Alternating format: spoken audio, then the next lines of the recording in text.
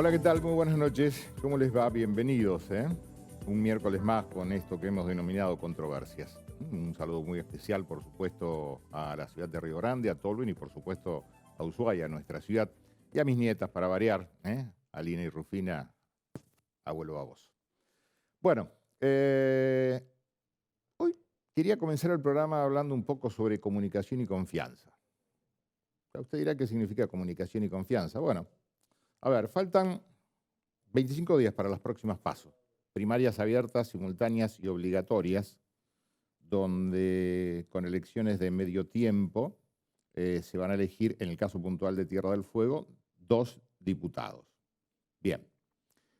Cuando hablo de comunicación y confianza, hablo sobre, a ver, un idioma escrito, un idioma visual y a veces un idioma de los hechos. ¿Y por qué digo esto? Alberto Fernández adhirió a una convocatoria, a un acuerdo de 10 políticas de Estado que lanzó Sergio Massa, el presidente de la Cámara de Diputados. Esto en el marco de la gira de campaña del Frente de Todos, con una narrativa propositiva con aquello del sí, ¿no?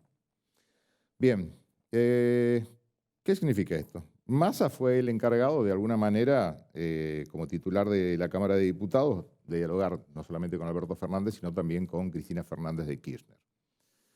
Bien, pero ¿qué pasa? ¿Por qué digo comunicación y confianza? ¿Por qué hablo sobre la comunicación escrita, sobre la comunicación visual y sobre la comunicación de los hechos? El 17 de octubre se conmemoró el Día de la Lealtad.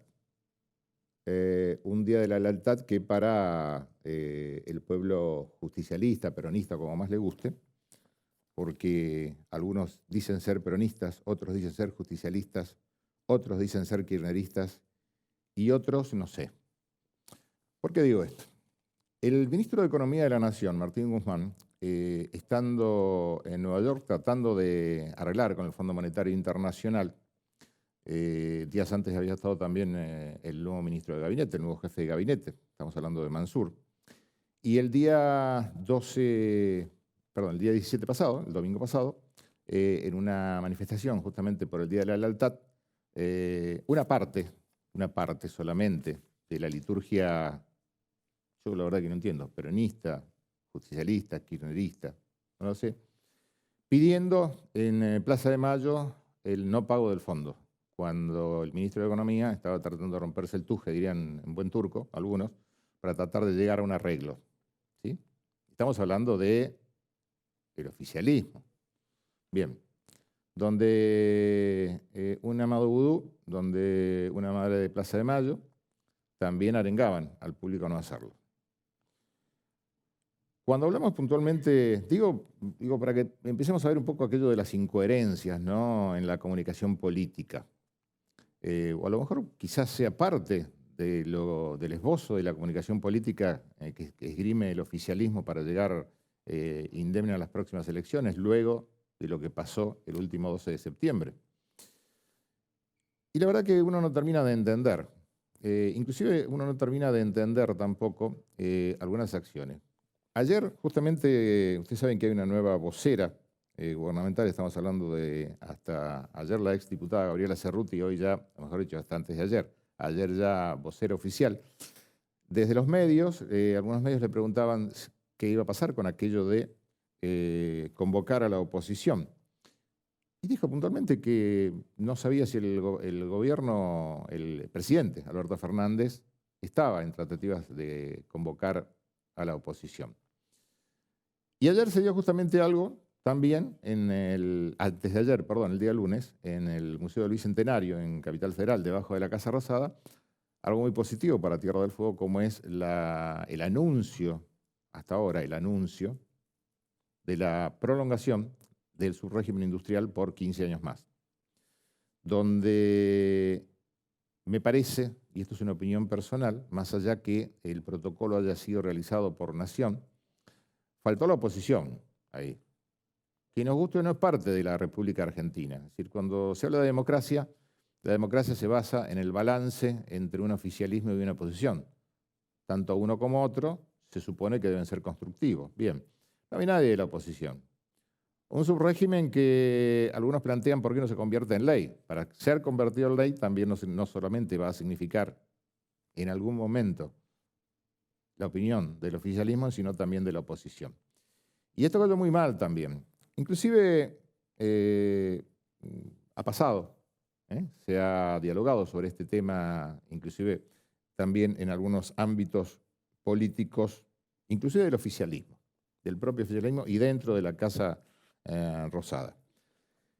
Y por último, yo digo, cuidado con aquello de la comunicación, porque algunos creen ser dueños de la cosa y, a ver, pasó el otro día, la Plaza de Mayo no es ni del oficialismo ni de la oposición, la Plaza de Mayo es de todos los argentinos.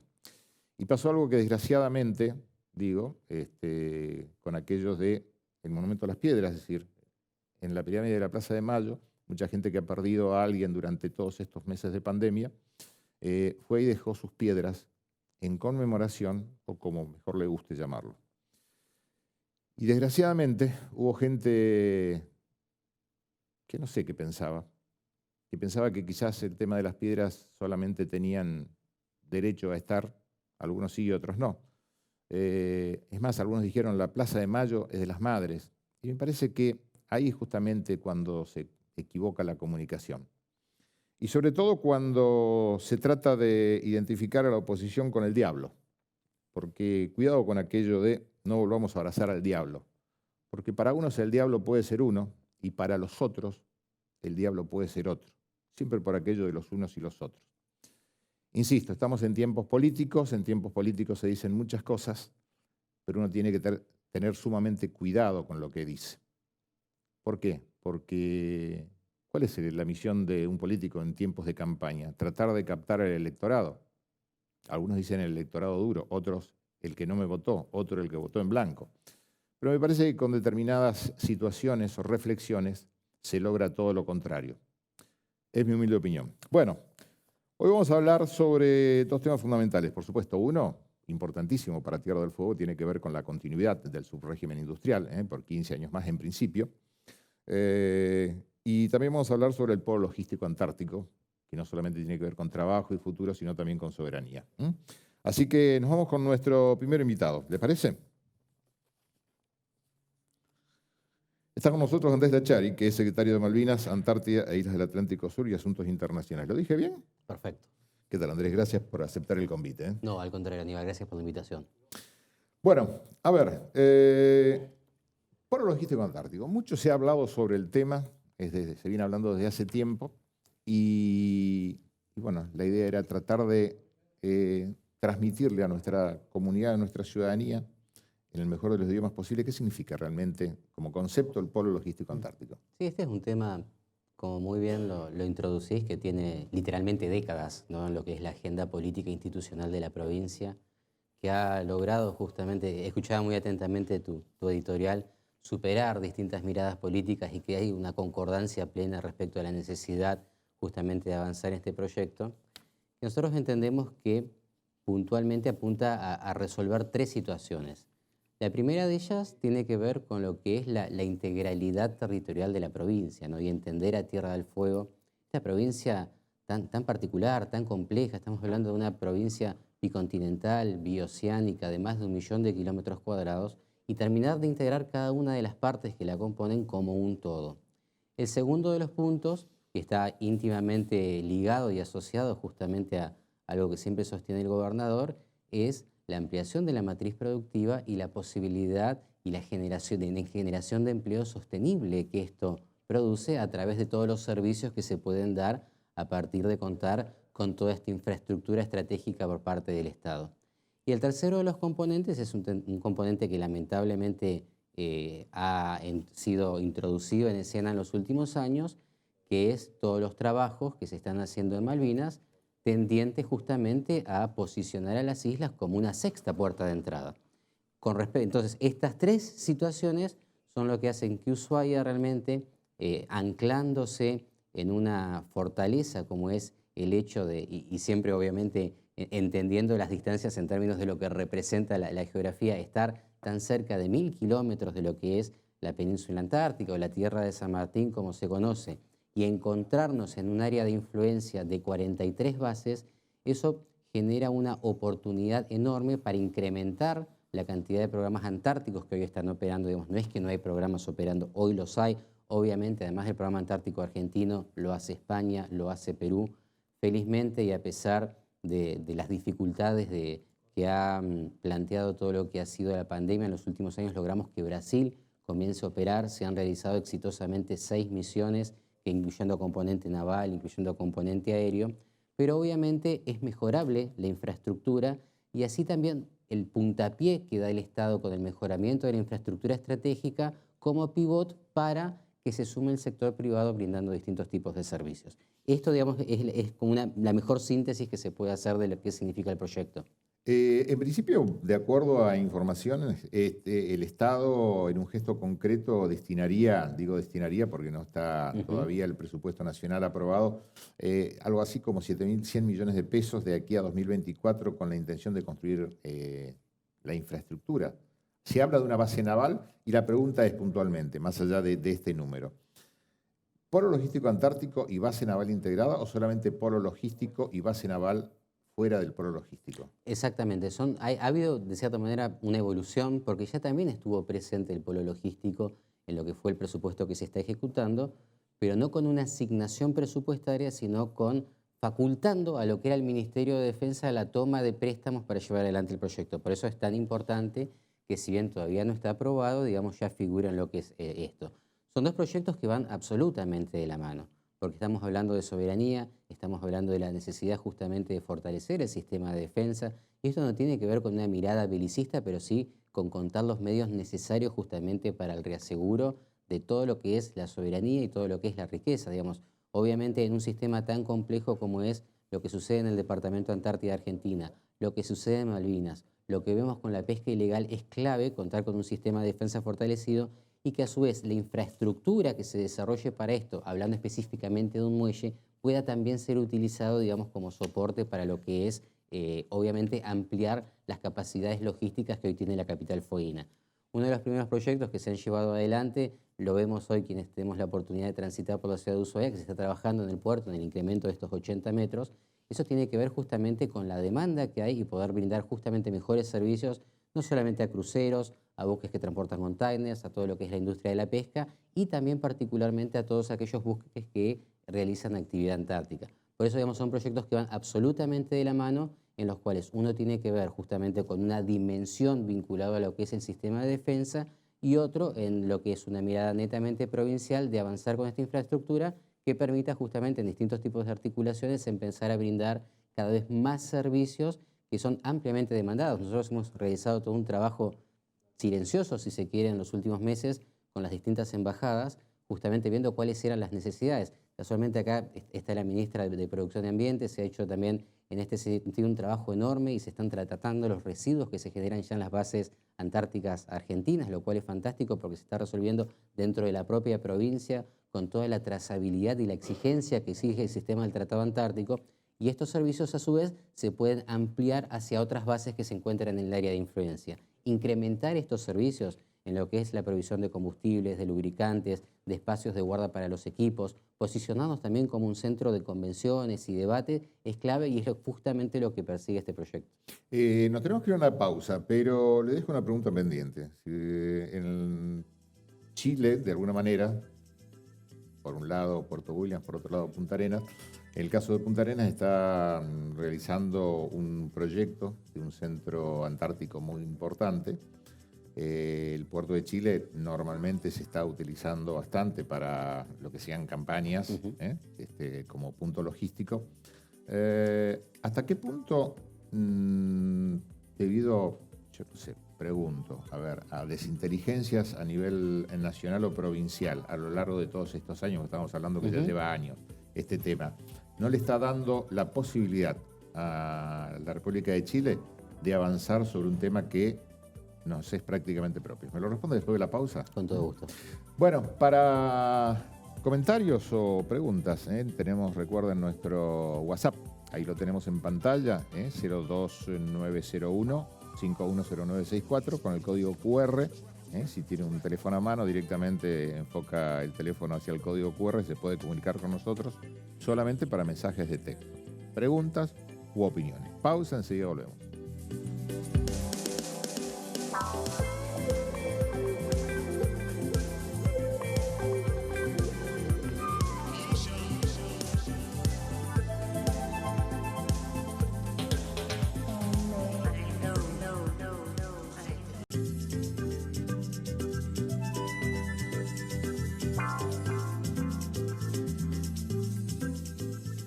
Seguimos dialogando, estamos hablando sobre polo logístico antártico, y como digo siempre, quizás las mejores charlas se dan fuera de cámara, ¿no? Y hablábamos justamente sobre, uno de los temas que charlábamos es, en algún momento, ya hace tiempo que se vino dando, y es como que en algunos otros aspectos y en algunos otros proyectos colindantes con el tema antártico, inclusive con el tema cruceros, Chile nos está empezando a empujar un poquito, a topetear, en buen criollo. Sí, yo lo que creo en ese sentido es que Chile hace las cosas bien, hay que reconocerlo. Muchas veces se debate el tema de las políticas de Estado. Las políticas de Estado justamente tienen que ver con tener una continuidad en aquellos objetivos estratégicos más allá de las miradas políticas de turno. Entonces creo que, digamos, en vez de tener una crítica hacia el país trasandino, esto debería de cierta manera interpelarnos a nosotros de por qué ha tardado tanto tiempo, digamos, lograr efectivizar estas cuestiones que todos coincidimos que es estratégico, ¿no? Quizás algo también, reflexionando un poquito sobre lo que charlábamos en el corte, hay un dato que quizás no es tan debatido, no está, digamos, en la agenda, que es el posible cambio de estatus que podría llegar a tener en el 2048 la Antártida. Sé que en estos tiempos de urgencia hablar de 2048 parece una eternidad, pero en el 2048 puede cambiar lo que es el Tratado de Madrid, que es un protocolo adjunto al sistema del Tratado Antártico, por el cual se podrían extraer recursos naturales en Antártida. Y Antártida, además de su enorme riqueza en términos de proteínas, además de ser la mayor fuente de reserva de agua dulce del planeta, es un continente que tiene petróleo, que tiene gas, que tiene plata, que tiene diamantes.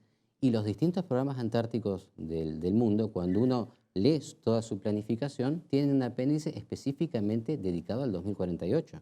Por eso es tan importante, digamos, consolidar la presencia y obviamente tener la mejor infraestructura posible, invariablemente de que no acompañamos una mirada que tenga que ver con el extractivismo en la Antártida, pero entendiendo que este es el mundo que quizás pueda llegar a venir en pocas décadas. Cuando se habla de, digamos, de llevarlo a cabo, por supuesto hace falta inversión, más allá de estos 7.100 millones de pesos que estaba contemplado, por lo menos en el presupuesto hasta el 2024, ¿cuál es la idea? Con la intención de construir esta base integrada. Me decía en la última charla que tuvimos con el gobernador Melella que también hay inversores privados interesados, es decir, locales y nacionales. Sí, sin dudas. En este sentido, todo lo que tiene que ver con el polo logístico hace tiempo que ya dejó de ser un tema fueguino, ni siquiera para ser un tema nacional, sino un tema internacional. Permanentemente vemos que las noticias que se generan acá en el ámbito de la provincia terminan replicándose en distintos medios del mundo, como así también reacciones de distintos países que tienen intereses específicos en lo que pasa en el Atlántico Sur. Así que en este sentido se han mantenido reuniones con distintas embajadas, porque obviamente hay países que manifestaban su interés de sumarse. Esto quiero aprovechar la oportunidad para desmitificar todo lo que tenga que ver con algún tipo de base, de injerencia militar extranjera, algo que es absolutamente imposible y está totalmente fuera del radar de lo que es nuestros intereses, pero sí el acompañamiento con financiamiento. Por eso es tan buena la noticia de que este financiamiento venga de los propios recursos del Estado Nacional, para lo que es la inversión estratégica, y que a su vez, digamos, complementar esto con distintas reuniones que hemos tenido con distintos actores económicos de la provincia, ¿no? También de que justamente esas inversiones del sector privado provengan de empresas que actualmente se están desarrollando en la provincia. ¿Y la Armada qué dice de todo esto, la Armada Argentina? Bueno, ahí, digamos, hay distintas partes del proyecto, que uno tiene que ver justamente con la reubicación. Hace algunos meses tuvimos la oportunidad en la cual el comandante nos explicó cada una de las particularidades de este proyecto, y creo que son absolutamente compatibles y necesarios entre sí los dos proyectos de avanzar en conjunto. Obviamente con una base que esté con mayor capacidad operativa, digamos, ayornada a los desafíos de pleno siglo XXI. También, obviamente, dentro del proyecto, es un proyecto muy ambicioso que habla de la reubicación de barrios dentro de lo que es la ciudad de Ushuaia, pero a su vez, digamos, de contar con un ámbito pensado, digamos, y entendiendo a todo lo que es esta parte de la provincia, puntualmente en la Isla Grande, como prestadora de servicios antárticos, creo que van perfectamente de la mano entre los intereses del Ministerio de Defensa, que en realidad no solamente es un tema de defensa, digamos, también hemos tenido obviamente reuniones con la Cancillería Nacional, con el Ministerio de Producción, porque obviamente todo lo que es ampliación de la matriz productiva es un interés clave dentro de lo que es el Ministerio. Por eso creo que realmente ahí es donde se puede generar esta sinergia casi perfecta entre el gobierno nacional y el gobierno provincial. Recién hablábamos en el corte sobre otro lugar del mundo donde normalmente se realizan los abastecimientos a Ujú. Antártida y demás. Estamos hablando de Howard en Sí, Tasmania. Es decir, es esto, sí. más chico, estamos hablando de la base del puerto de Howard. Y bueno, por supuesto, Tasmania, comparado con otros lugares del mundo, ¿qué volúmenes manejan? ¿Tienen una idea de qué volúmenes manejan? Sí, es una economía realmente, es uno, creo, de los casos de éxito a estudiar. Justamente por las características de Australia, por el hecho de ser un país federal, con lo cual las herramientas que los gobiernos intermedios tienen, digamos, son similares. Y realmente es una economía muy alta la que genera, porque han logrado una integración, y vuelvo un poco al tema del principio del bloque, ¿no? Producto de una política de Estado, de una seguridad, de una continuidad en el tiempo y de contar con normativas claras y sobre todo con la inversión estratégica del Estado. Por eso realmente me parece que más allá de todo lo que representa en clave soberana contar con herramientas de estas características, también tiene otros resultados conexos que son claves para los intereses vitales de la provincia, como es la generación de empleo, generación de economía y sobre todo esto también que es urgente y es prioritario desalentar lo que está pasando en Malvinas. Es decir, ya pasó en Georgias, que se ha fortalecido lo que es la infraestructura con el mejoramiento del puerto, está pasando ahora en Malvinas, en paralelo, digamos, estamos avanzando con lo que es justamente una denuncia, esto pasó hace algunos meses, en días se va a instrumentar ya lo que es justamente la notificación formal, porque es prioritario para la provincia contar con las herramientas que contamos, justamente con lo que es nuestra constitución provincial, con lo que son las distintas leyes, con lo que son los distintos decretos, y empezar con lo que nosotros denominamos acciones de jurisdicción. Hasta hoy estábamos acostumbrados que si se quiere algún tipo de sanción, algún tipo de iniciativa, sea solamente nacional de la mano de la Cancillería.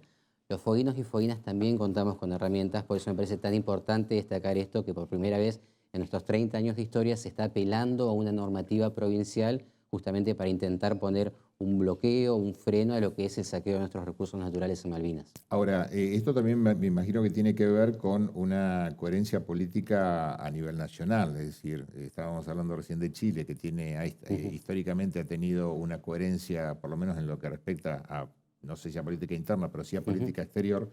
Y la pregunta es qué bueno sería, quizás también tiene algo que ver con lo que yo hablaba de la comunicación, ujú. también, comunicación cierta o incierta, con las políticas de oficialismo y oposición. No importa quiénes sean oficialismo y oposición, nadie es dueño de la cosa, ¿no? No, sin dudas, cuando uno estudia un poco lo que son la política exterior de los países, hay una serie de características que tienen que cumplir. Y la principal de ellas es la continuidad en el tiempo, porque uno justamente en el ámbito internacional tiene que ser previsible. Es decir, nadie busca asociarse a un país que no sabe qué va a ser dentro de algunos años. Y creo que lamentablemente, y respetando absolutamente todo el abanico de pensamientos políticos, de ideologías que tienen que haber, justamente aquellos objetivos estratégicos y vinculados a la política exterior de un país tienen que ser un vector, tienen que ser una constante, no tienen que entrar en crisis ante algo tan natural como puede ser una alternancia política. Y la última, nada que ver con lo que es base naval integrada, pero sí me interesaba. Hablemos de vacunación, hablemos de Sí. lo que nos pasó prácticamente los últimos 2 años. Tierra del Fuego, yo recuerdo que fue cuando comenzó el tema de la pandemia, la primera provincia Ujú, del país que tomó contacto con Gamaleya, es decir, el laboratorio ruso que es quien fabrica ujú. la vacuna Sputnik. En su momento, bueno, por aquellas decisiones de Nación, se dijo, no, todo lo tiene Nación, acapara todo Nación, para mí con un claro sesgo ideológico bastante desafortunado, sobre todo en el tiempo cuando se iba hacia la izquierda o se iba hacia la derecha con una vacuna u otra. Estamos hablando de Sinopharm o Sputnik o el resto de las vacunas, ¿sí? Que terminaron dando la razón. La Argentina terminó comprando y en algún momento yo recuerdo que quien era en su momento jefe de gabinete, estamos hablando de Cafiero, dijo, las provincias en ningún momento tuvieron problemas para poder comprar vacunas y ahí se reinició de alguna manera el contacto con Gamaleya.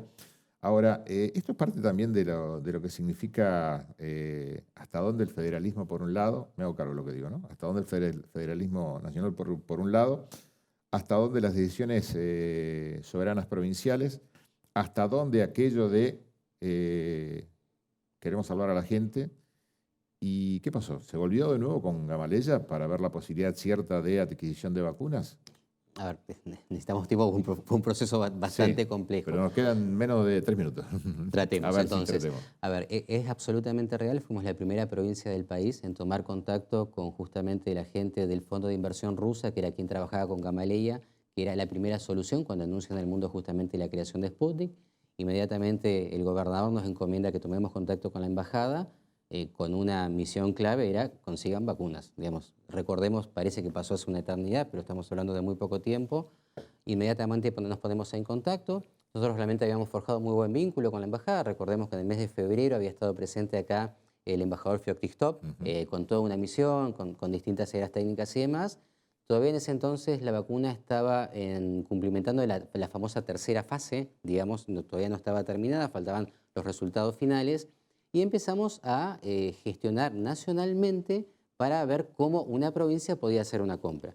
Dentro de eso había un procedimiento del ANMAT, trabajamos obviamente de la mano del Ministerio de Salud, del Laboratorio del Fin del Mundo, en el cual literalmente eran 36 páginas de requerimientos. Es decir, si nosotros queríamos importar una vacuna, supongamos en tiempos normales, por llamarlo de alguna manera, o cualquier otro tipo de medicamento, para que ese medicamento sea homologado en nuestro país, se tenía que, no 36 páginas de un formulario, 36 páginas de requerimientos, con la traducción al ruso, con toda la complejidad que esto implicaba.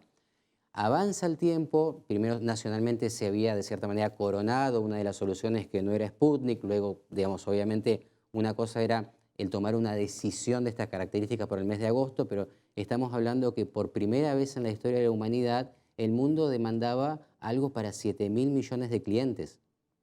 Obviamente que esto iba a poner en crisis a cualquier empresa de cualquier país, no había infraestructura que soporte semejante demanda, que después vimos obviamente los distintos movimientos que se generaron entre los distintos países para justamente aprovisionarse. Cuando de cierta manera explota lo que es la demanda global de vacunas, también había una realidad. Imaginemos 24 provincias comprando, con 24 complejidades, es decir, todos los países del mundo con características federales, que cada una de las regiones tuviese la posibilidad. Realmente esto era muy complejo y era cierto que obviamente era mejor que esto se tome desde una dimensión nacional. Ahí es cuando el gobierno nacional toma de cierta manera la posta y unifica, porque se podían lograr de cierta manera dos resultados. Uno, no multiplicar la complejidad de la compra con distintos procesos, y otro, como se hizo, que respecto a resoluciones del Ministerio de Salud, se simplifique todo ese proceso que era absolutamente engorroso si lo teníamos que hacer desde cada una de las provincias. Lo que pasa es que cuando se toma esa decisión, todo el mundo estaba desesperado por la compra y ahí entramos obviamente en estos reprocesos en los cuales se fijaban ciertas fechas para las cuales se estimaba la llegada que después lamentablemente se fueron dilatando en el tiempo. Pero fue un proceso, digamos, que tiene un poco que ver justamente con esto, ¿no? El logro, por llamarlo de alguna manera, de haber podido ser la primera provincia, tiene un poco que ver con esta construcción inteligente de vínculos que se están haciendo desde la provincia con el proceso de internacionalización y entender un fenómeno que quizás es mucho más complejo, es mucho más técnico, pero que hoy vivimos en un mundo en el cual no solamente los países son actores del sistema internacional, sino también las provincias y las ciudades. Por eso es tan importante tener una política orientada en este sentido. Bueno, también ahí tuvo que ver, y insisto, esto es opinión personal, aquello de la comunicación, porque ¿cuánto? 6, 8 meses después, el propio jefe de gabinete a nivel nacional le había dicho, las provincias jamás tuvieron problemas en poder comprar las vacunas. Nos dejó como mirando para otro lado, ¿no? Estamos hablando fundamentalmente de los gobernadores, pero bueno, comunicación y confianza. Decheri, gracias por aceptar el convite. No, al contrario, gracias. Y bueno, vamos a seguir hablando porque nos parece más que importante. Nos Con todo gusto. Temas pendientes, pero tenemos también invitados. Con todo gusto. Bueno, gracias. Bueno, señores, luego de la pausa vamos a hablar de la prosecución. Hasta ahora el anuncio, esperando la firma del decreto, de la prosecución del subrégimen de régimen industrial que tiene que ver con la ley 19640 por, en principio, dicen 15 años más. Bueno, va a estar con nosotros, con Ignacio García, que es el secretario de Industria y Promoción Económica de la provincia, y también la ministra de Producción y Ambiente, Sonia Castiglione. Tendría que haber empezado primero por la dama y después por el caballero. Pero bueno, pausa, enseguida volvemos.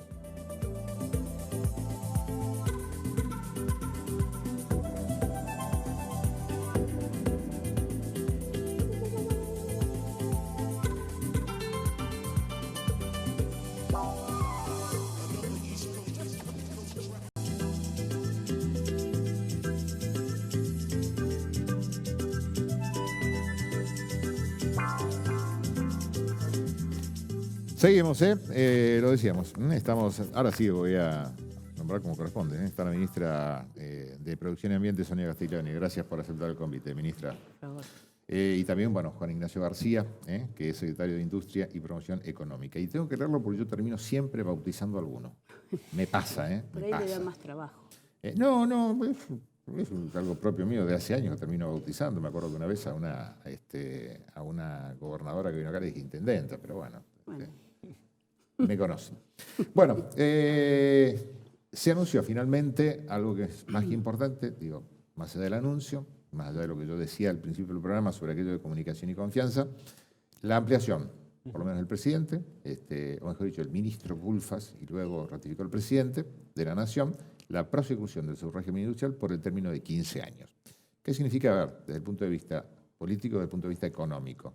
No todo el mundo conoce, digamos, tratemos de simplificarlo en el idioma cotidiano de nuestros televidentes, ¿no es cierto? ¿Qué significa esto? Lo tiro sobre la mesa. Bueno, puedo arrancar yo brevemente. Métale, ministra.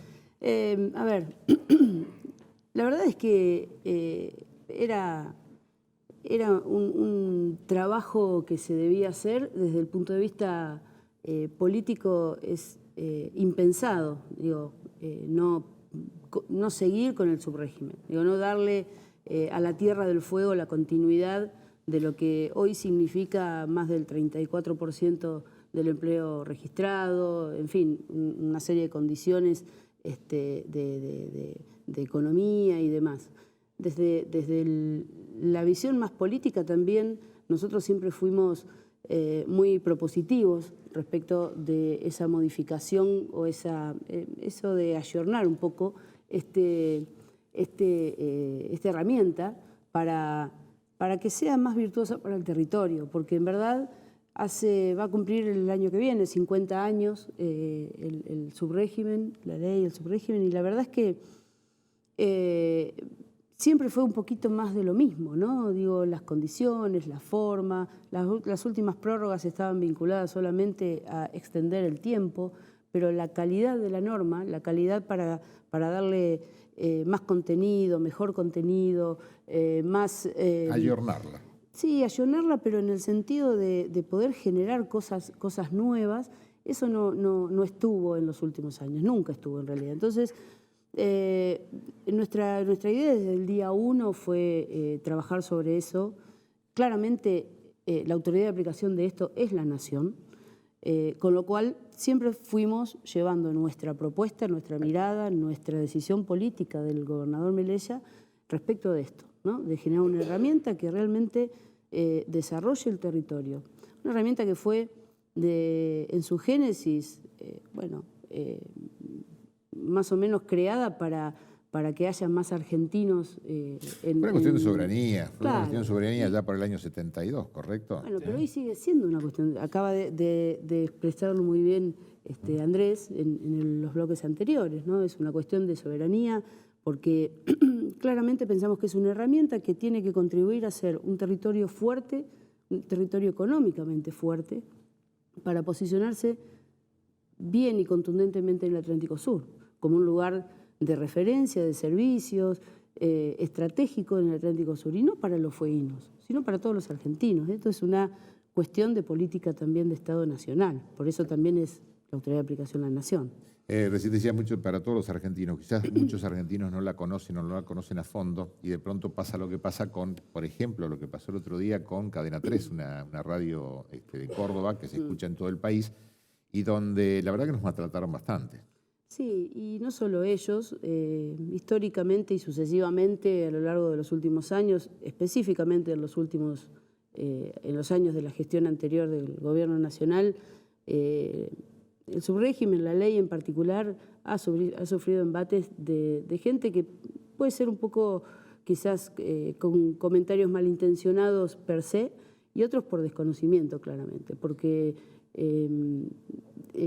ha habido toda una serie de ataques al régimen todo el tiempo, siempre. Cada vez que hay una prórroga o que la necesidad de una prórroga, empiezan estos ataques bastante fuertes. Ahora, aparte de todo esto, es decir, a partir del año 72, cuando se oficializa la ley 19640 y como parte de ella el subrégimen industrial, obligaba a las empresas en su momento a realizar, es decir, una serie de hechos y realidades. Que en gran parte la pregunta es, no se realizaron, no se vigilaron, ¿qué pasó? Porque en realidad mucha de la crítica que hubo a nivel nacional tenía que ver también con la falta de cumplimiento de muchas empresas que habían llegado en ese momento y por X cantidad de razones, por pito o por flauta, no hicieron lo que tenían que hacer.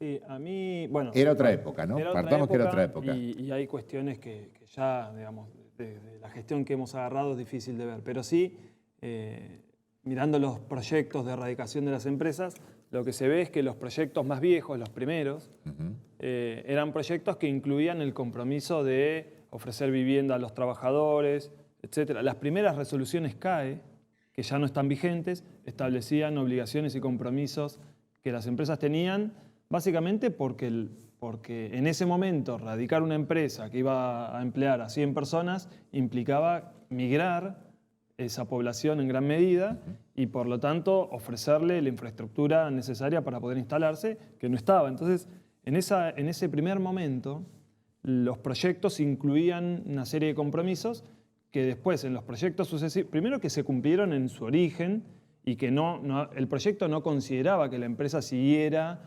en la medida que fuera creciendo, construyendo. Es un compromiso de un momento, ¿no? Para instalarse tal cosa. Para instalarse tal cosa. Voy a construir 20 casas, qué sé yo, algo por el estilo. Y eso, la verdad que yo a esta altura no sé qué es lo que se terminó cumpliendo o no, pero sí lo que se puede ver es que esos compromisos estuvieron presentes al principio y debe haber quedado, me parece, un poco la fantasía de que es un compromiso legal, que eso siga ocurriendo y en realidad no. Y eso es una de las cuestiones que me parece que tienen que ver con lo que planteaba la ministra de cuestiones que no han cambiado en 50 años, que no se han ayornado y que no han considerado las nuevas necesidades del territorio, que no son las mismas de hace 50 años atrás. Lo que pasa es que también van a coincidir conmigo que en algún momento también Tierra del Fuego, por aquello de la política a nivel nacional y por aquello de la FIP, y por aquello de los galpones, por aquello de un montón de cosas, fuimos mala palabra también, ¿no? Porque hubo demasiados abusos en su momento. Bueno, hoy, mundo nuevo, política nueva y un subrégimen de promoción industrial que, conforme a lo anunciado por el Gobierno Nacional, se extiende por el plazo de 15 años, bajo determinadas condiciones que todavía, digamos, falta conocer la letra chica. Hoy, cantidad de gente está trabajando dentro de lo que significa la industria en Tierra del Fuego. Hoy un poquito más de 10.600 personas. ¿De cuántas empresas estamos hablando? Empleo directo. Empleo directo. Directo. O sea, después hay empleo indirecto, que son servicios de gente que termina trabajando muchas veces adentro de las fábricas, pero que no son empleados de las fábricas. Ahí ese empleo indirecto se estima siempre metodologías que... Pero bueno, debe haber otro tanto de 4.000, 5.000 personas que tal vez giran en torno también a la actividad industrial. Así que, bueno, como decía Sonia, es cerca de un tercio del empleo privado registrado el empleo directo, pero cuando uno considera todo, probablemente cerca de la mitad del empleo privado registrado sucede en torno a la fábrica. Digamos que con esta continuidad del subrégimen por 15 años más, que recordemos fenecía prácticamente en 2 años, a finales del 2023, significa que, a ver, corríjame si no es así, todas aquellas empresas que continúen dentro del régimen de promoción industrial de Tierra del Fuego van a tener que cumplir, si desean continuar y a partir del 2023, hasta ahora, con lo que significa un fondo para la ampliación de la matriz productiva en Tierra del Fuego. Es decir, generar acciones que de alguna manera hagan que las empresas no se queden con aquello de que venían haciendo, sino, a ver, señores, innovemos. El mundo necesita innovar y el país, por supuesto, también. Digo, traducido en el común de la gente, esto es así. Sí. Claro, bueno, es a partir del 2024, una vez que termine el actual, vence el 2024, el actual régimen. Pero, a ver, es la primera vez que se les pone en una norma, en una forma taxativa, la obligatoriedad a las empresas de generar economía, o sea, hacer aportes monetarios y además generar economía en el mismo territorio, ¿no? Ha habido otras experiencias, un fideicomiso anterior, por esto de reemplazar los dólares que salían con los que con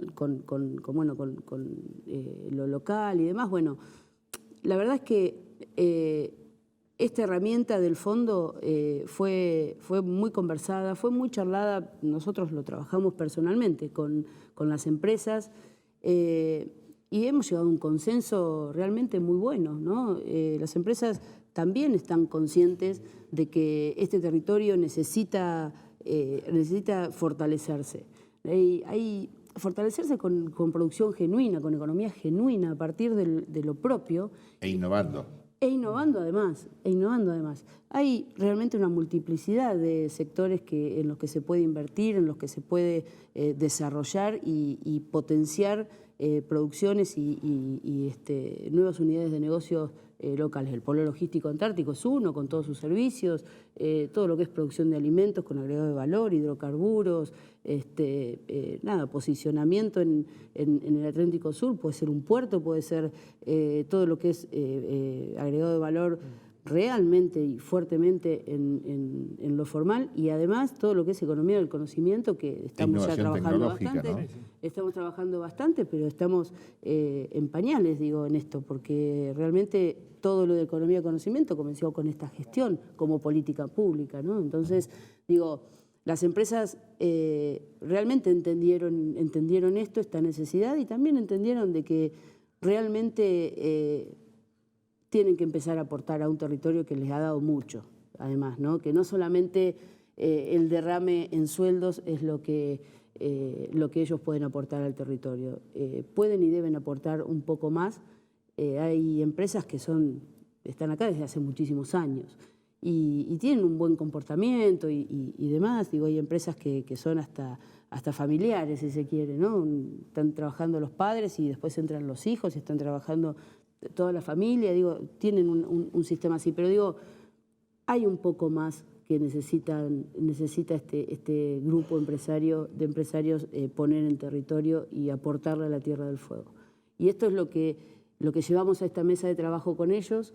Nosotros encontramos también en Nación, cuando llevamos esto, con todas otras particularidades y demás, encontramos muchas coincidencias, a pesar de una mirada quizás un poco distinta que tenía antes de asumir el ministro Culfas, bastante crítica desde su rol de economista, que es bastante genuino, si se quiere, y bueno, uno lo entiende.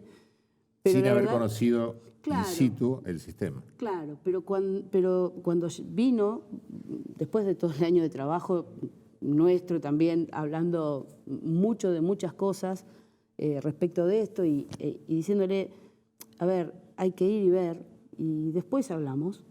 Después de su visita, realmente que ya en su visita, ¿no? El primer día que anduvo charlando con la gente y demás, ya cambió su mirada. Digo, ya fue una mirada más de un rol de funcionario público, donde no solo tenés que ver la economía, tenés que ver todos los otros factores. Si no fue la economía solamente detrás de un escritorio y frente a una computadora, sino in situ. Nos tenemos que ir a una pausa y dejo una pregunta pendiente. Es decir, primero, bueno, ¿qué cantidad de empresas están trabajando? Y segundo, esta prosecución del subrégimen de promoción industrial. ¿Solamente es para la industria metalúrgica o también para la textil? Por alguna noticia que apareció hoy. ¿Queda para después de la pausa? ¿Te parece? Bueno, señores, pausa, la última. Estamos hablando de promoción industrial, estamos hablando de trabajo, estamos hablando de soberanía, estamos hablando de la prosecución del subrégimen de promoción industrial, aquí, en principio, por 15 años más. Pausa, enseguida volvemos.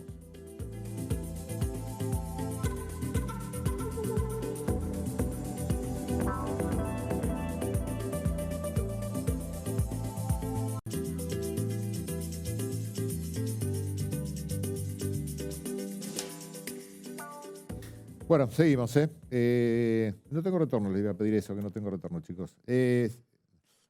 Seguimos dialogando sobre el subrégimen de promoción industrial. Y por ahí las mejores charlas, lo decíamos también con Tachari, se dan fuera de cámara, ¿no? ¿Qué cantidad de empresas hoy están trabajando en términos generales en Tierra del Fuego? Y aquello de ayer surgió ahí entre pasillos esto de que solamente iban a estar incluidas en esta prolongación del subrégimen solamente las electrónicas y no así, aparentemente algunos decían, las textiles. Bueno, la cantidad de empresas son cerca de 50, que en realidad muchas pertenecen a grupos económicos, entonces terminan siendo menos jugadores, digamos, ¿no? Hay algunos grupos económicos que se conforman con varias unidades productivas por esto de que los proyectos habilitan algunos productos y bueno, han ido a través de la compra de empresas conformando un proyecto más completo, si se quiere. Así que bueno, ahí terminan siendo cerca de 30 si uno considera a los grupos económicos como una empresa. Bueno, y después el decreto no ha salido todavía y claramente la propuesta, o sea, el pedido de prórroga y lo que hemos trabajado incluye a toda la industria, claramente. Este fondo para la ampliación de la matriz productiva, es decir, todo un título que se habla de algo así como 10.000 millones de pesos por año que deberían incorporar las industrias. Digo, hasta el momento lo que se conoce, porque insisto, no está firmado el decreto, ¿qué dicen las industrias de esto? Ustedes están en contacto constante, más allá del beneplácito del anuncio de la ampliación.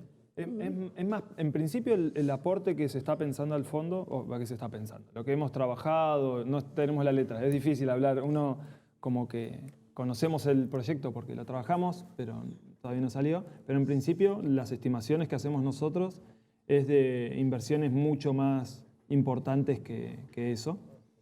Las empresas, la verdad que nos sorprendieron, hemos tenido reuniones desde el comienzo de la gestión en realidad.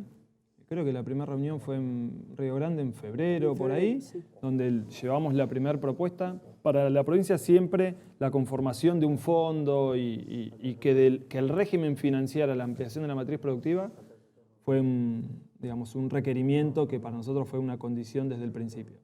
Y las empresas acompañaron, fueron parte de modificar los planteos que se hicieron, la base de cálculo, etc. Y en las últimas reuniones que tuvimos no hace mucho, que definimos un esquema, hubo una mirada muy positiva sobre ese esquema. Las empresas ya están entendiendo que hace rato, me parece, de que arrancó este proceso, que esto tenía que ser de otra manera. Y van a tener que encontrar las oportunidades de hacer negocios de otra manera y hacer los aportes. Su hoja de ruta, sí, de alguna manera. Sí. Y la última, bueno, beneplácito para el sector metalúrgico. Las empresas, a partir del anuncio, por lo menos del presidente de la Nación, sobre la prosecución de la ley, ya le otorgan a los empleados metalúrgicos un bono a pagar ahora en noviembre de 40.000 pesos. Sí, eso fue, la verdad, una sorpresa, una grata sorpresa en todo caso, ¿no?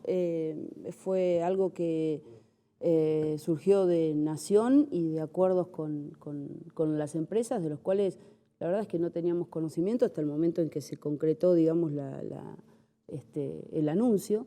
Y bueno, la verdad es que no sé si obedece a una cuestión que tiene que ver con, bueno, salió la prórroga o está la prórroga. Estamos contentos. Realmente estamos contentos. Y avanzamos. Claro, demos a los trabajadores algo más. A partir del momento que se firme esto, los voy a convocar, que nos parece importante, ya una vez leía la letra chica y vamos a tener mayores precisiones al respecto. Les quiero agradecer algo y aparte felicitarlos por todo el trabajo, porque sabemos perfectamente que es un trabajo que se ha hecho desde el Ministerio y la Secretaría, aunque algunos plantean otra cosa, es un trabajo que sé positivamente que se ha hecho desde acá y nos parece importante por todos. Yo, si me das 2 segundos, yo quiero rescatar enormemente el trabajo de Juan Ignacio y de Leandro Seiter, el abogado de la Secretaría de Industria en esto, que fueron determinantes. Artífices de la cosa. Sí, totalmente. Felicitaciones. Bueno, gracias a ambos. Bueno, nos vamos, señores, como cada miércoles con un pensamiento, como para que ustedes que están del otro lado de la pantalla puedan pensar antes de irse a la cama, o antes de ver el debate que va a ser ahora en instantes más a través de TN, el debate por la provincia de Buenos Aires. Dicen la madre de las batallas. Di Carlavina decía, las elecciones a veces son la venganza del ciudadano y el voto se convierte en un puñal de papel. ¿Será? Lo decía Di Carlavina. Nos vemos el próximo miércoles. Chau. Que lo pasen bien.